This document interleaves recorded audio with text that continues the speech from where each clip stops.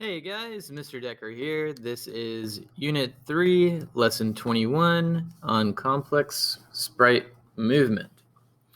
So, what we're going to be doing here is combining previous blocks we've learned about, like velocity and the counter pattern. And we're going to combine them in order to make more complex sprite movement. So, if you want speed to gradually increase, creating gravity, things like that. This is the lesson where we're learning how to do some pretty cool stuff in terms of sprite movement. Now, we've already made our sprites move. We've made them wiggle. We've made them move at diagonals, up, right, left, down, so on and so forth. But this time, we're learning some more stuff. All right. This lesson is on code.org, so make sure you're signed in there. Watching this video is mandatory. Best practice, go ahead, follow best practices. You know what they are. At this point, 21 lessons into this whole thing. This is a huge unit. Make sure you answer the essential question, which is how can previous blocks be combined in new patterns to make interesting movements? Don't forget to answer that essential question after you finish doing this lesson, coming back to this assignment page and clicking on the submit button. Okay, so let's jump over. We're on code.org, bubble 1, complex sprite movement. This is just a reiteration of what we've already talked about. Let's move on. Bubble 2, we've got a prediction to make.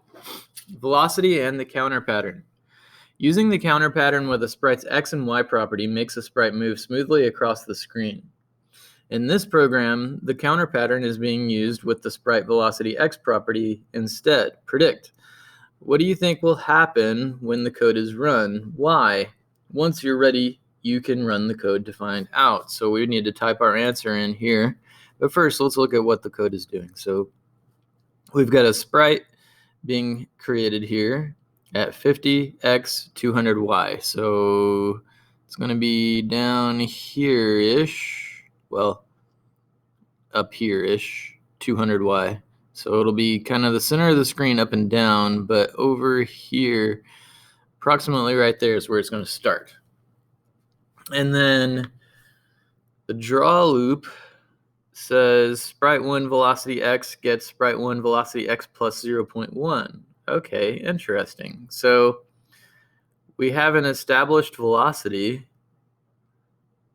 So it's going to move on x, meaning it's going to move either right or left.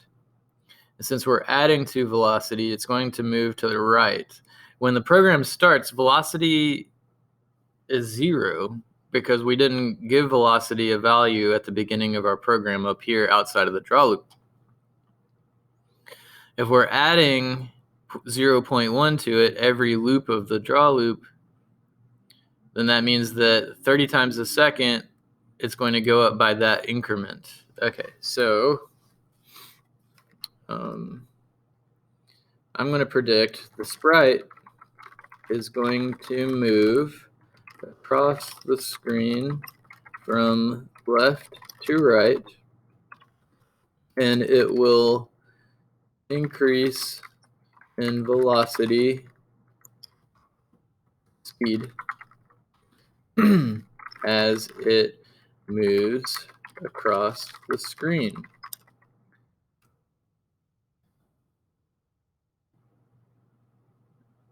And that's exactly what happened. Cool. Moving on to bubble 3. Okay, velocity and the counter pattern. This program already makes a car move across the screen, but it's going very slowly. By using the sprite velocity x property with the counter pattern, you can change the sprite's speed during the program. Using the counter pattern with the sprite's velocity x property to use the counter pattern with the sprite's velocity x property to make the car speed up. Show me where? Down here. Okay. So sprite.velocity x. We need to match the label car. Yep, add my code there. And then math, we're adding, I'm assuming, yeah, 5200. It starts in the same spot that gray square did on bubble 2. So here, velocity x again, plus, we're just making it speed up, so 0.5. Let's see what that does. Oh yeah, speeds up very quickly. So it starts at 0.2. If I started at 0, and I'm adding this to it, you can tell even more that it's moving very quickly. Now, obviously, if we change that number, it changes the way it speeds up, or at the speed that it accelerates, right? 0.8. It goes from a standstill to really getting going, kind of like it's a real race car, right? Wow. So pretty cool. If you want effects like that for your movement, that's how you do it. If you've ever played Super Mario Brothers, when you can set up an if statement, right? That says if right dialogue pad arrow is pressed down, then you set up Mario's velocity this way, and that's why he gradually speeds up instead of instantly going the speed that you want him to go. Same thing with the Sonic the Hedgehog games, so on and so forth. Lots of games use this. Bubble 4, Falling Rock.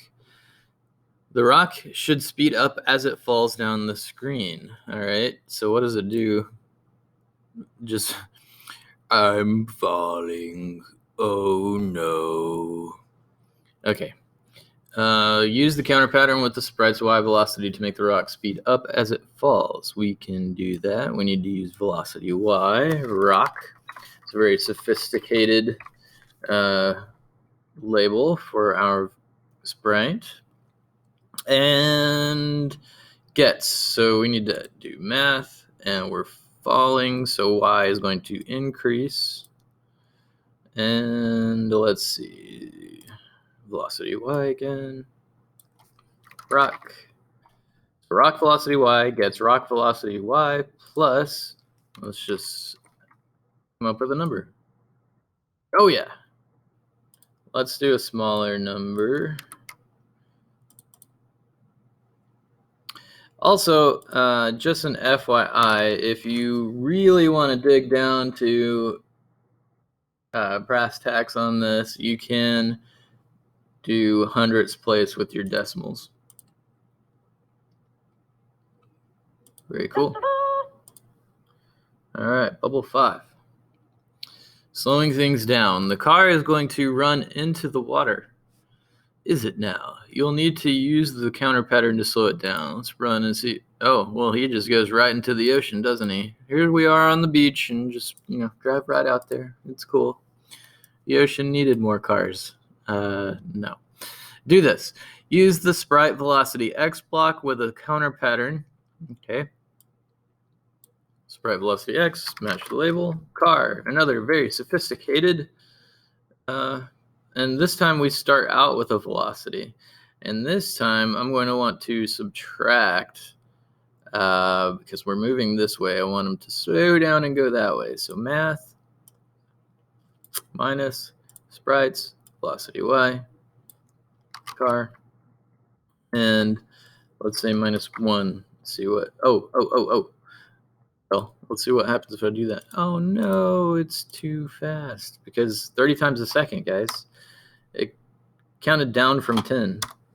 0.25 is what it recommends. Slow the car down by 0.25 as it moves across the screen. Okay. So it's, well, what did I do wrong? Oh, I see. You guys probably saw my error before I did. I put a Y there. Run. Oh, yeah. No, not in the water. Not in the water. Okay. Now, if I do can I get it just ever so much closer? Oh, that's perfect. I love that. I did it even better than you did. I like mine better. Yes! I love that they're like that it like screeches back too. They're like, not in the ocean. They'd be throwing sand everywhere, man. Yerk, yerk. Love it. Programming's so fun. All right. Sprite movement practice. Practice these using new ways to make move sprites. Okay. Rising bubble. Make the bubble get faster as it moves higher. All right. We've made bubbles move up before. This bubble doesn't want to go anywhere fast. No. Okay. Well, we're going to make it go up pretty fast. This bubble's a Sprite, so we're going to make it go up real fast. All right. So obviously, why? Notice that I'm using my comment blocks, putting things where they're supposed to go. Okay. Bubble. Another sophisticated label. And we're going to do math. You know, do bubbles change speed? I guess with the wind, but there's not wind in water, but there are tides in water.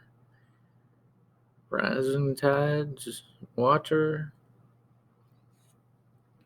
I don't know. If I think too much about the science behind this, it'll make me mad eventually. Okay. Use the counter pattern and the Sprite's Y velocity to make the bubble move up more quickly. Okay.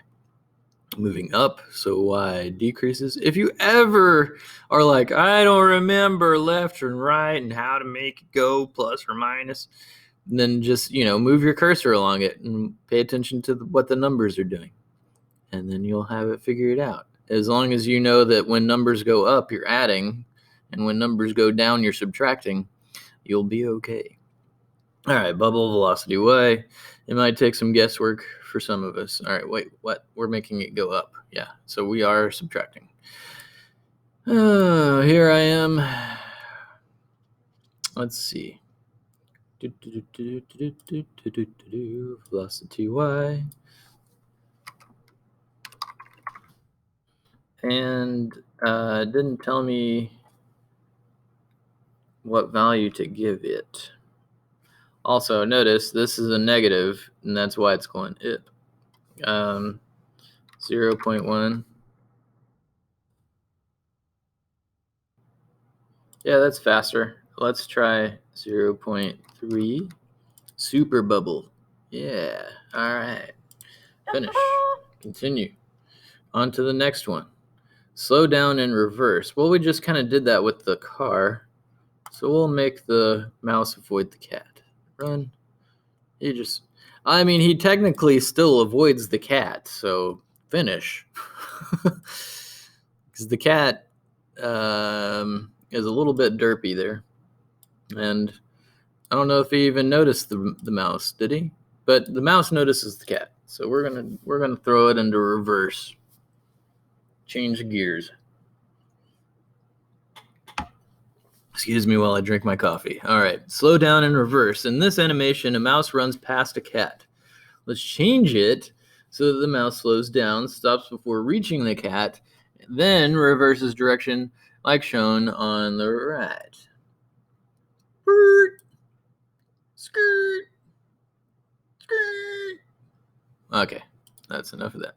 Okay, do this. Note the current x velocity of the mouse sprite. Minus 20. That's what's making it go this way. So that's a pretty high velocity, but it is a mouse, and mice are pretty quick.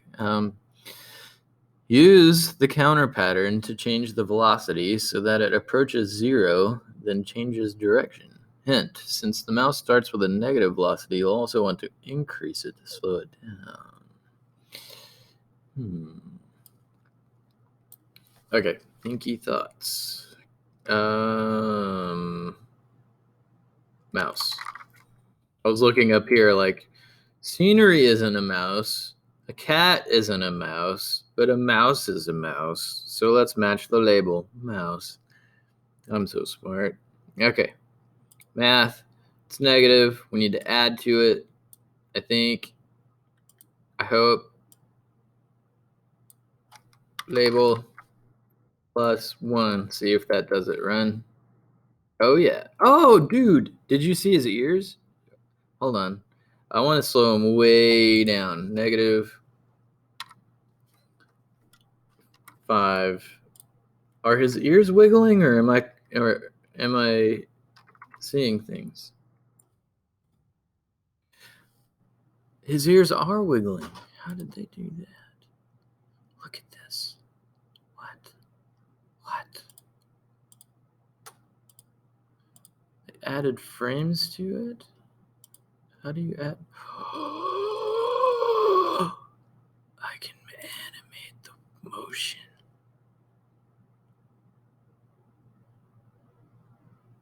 He wiggles. I love it.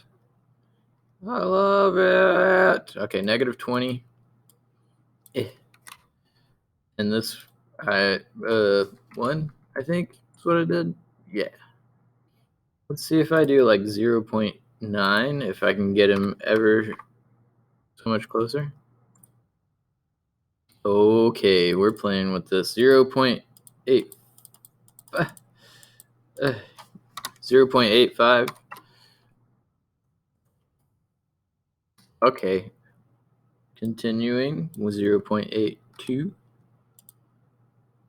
Oh yeah, all right. Like we can get him even closer. 0.8. Oh, I love it. I love it. And the cat's just chilling, not even paying attention to what's going on in the world. He's just sitting by his fence, having a good time. All right, looks like gravity, not looking like gravity. That's looking a little bit like gravity over there. Looks like gravity. The rock is thrown in the air, but it never falls back down. If only I had that kind of superhuman strength. Do this. Use the code you've practiced to make the rock slow down and then fall. All right, so we're working with Y. Oh, I like that they gave it a rotation speed. I didn't notice that. Yeah, so it spins. Like that. Velocity Y. And it has a -10. That's making it go up. So I need to add to velocity Y. So rock. Again, with the sophistication. This is like a black tie event style coding assignment here. Adding to Y because it's negative. Sprite Y rock un. Oh, yeah, that's more like how I throw rocks. Okay, that's too much. 0.5. Let's see what happens. Still being a weakling here. All right, 0.1. Is he gonna come back down? Yeah, that's too little. 3. Too much. 2. Just right. And if I change the rotation speed, yeah, I like that better. I like that better. Finish. Continue. On to the challenges. Oh, fun. Make the plane curve to avoid the 2 spikes. Okay. So run it. He's just going. He's just flying right up into the ceiling of this cave. All right. The plane is going up to avoid the first spike, but it flies off screen. In the draw loop, update its Y velocity so that it pulls down to avoid the second spike. Cool. Update the Y velocity in the draw loop so that it moves the plane down. Okay, it's already got a velocity X and a velocity Y set up here at the beginning of the program, outside the draw loop, before anything ever happens. So we got to update inside the draw loop to make stuff work correctly. Okay, so Need to update the y velocity to make this work right. Plane. Down. Rock. Rock. Rock down. We're rocking down on 99X, Atlanta's favorite rock station from the 90s. You guys are missing out. Let's see. We want to add to y to make it go back down. It's still going to move to the right because this velocity is still set for x. Let's just see 0.5, see if that works. Nope. That was pitiful. Okay, 2. Oh, yeah! So satisfying. Man, it just misses. Look at that. So tight right there. Run. Woo. Every time, man. Every time it's a good time. All right. Deceleration. Make the car slow to a halt before it goes past the top of the screen. Oh. We don't want it to go backwards. We want it to stop. Make the car slow to a halt before it goes past the top of the screen. In the draw loop, update the car's y velocity so that it slows down. Use a conditional to prevent the car from moving backwards after it stops. Oh,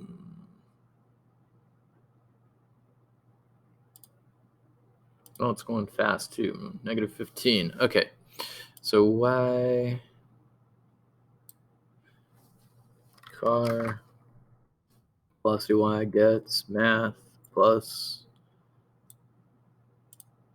velocity y car plus 2.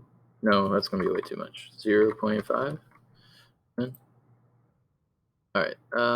We want it to stop. So if statement, if math, a greater than. Yeah, that makes sense because we're subtracting, or yeah, this is a negative. So sprites, velocity y, car is greater than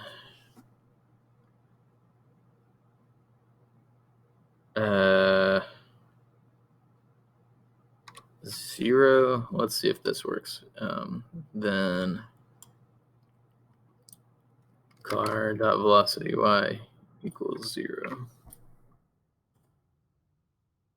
There we go. It works.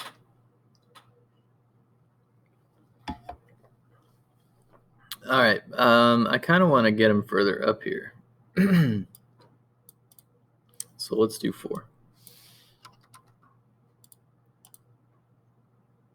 Oh,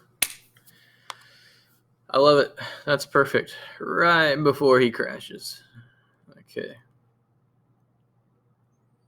So yeah, if you want an animation like this where it just stops right before it hits something, then you can throw in a conditional like this if statement. If car velocity y is greater than 0, then car velocity y gets 0. I love that. All right, and that's it for this lesson. It was kind of a quick one, wasn't it? How much time did we put in there? Just 24 minutes? Wow, that's a record, Mr. Decker. Good job. Yay. All right, cool. So I'm going to stop right there. I hope you guys enjoyed this lesson as much as I did. Complex sprite movement is really fun. Using the counter pattern in combination with these velocity blocks is pretty cool.